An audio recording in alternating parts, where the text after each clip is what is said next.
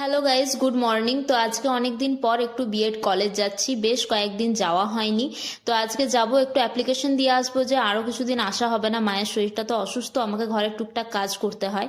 তো এখানে ফাঁকা পিরিয়ডে একটু বেরিয়েছিলাম, বাইরেটা তোমাদের দেখালাম।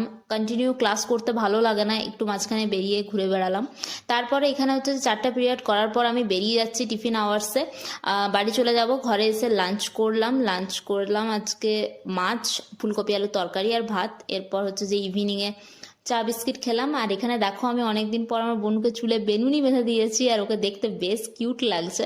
আর এখানে আমরা দুজন বসে হচ্ছে পেস্ট্রি খাচ্ছিলাম, আর ও পড়তে পড়তে ওর আবার খিদে পেয়ে যায়, তাই জন্য ওর জন্য কেক এনে দিয়েছিলাম, ও খাচ্ছিল, আমাকেও সাথে খাইয়ে দিচ্ছে।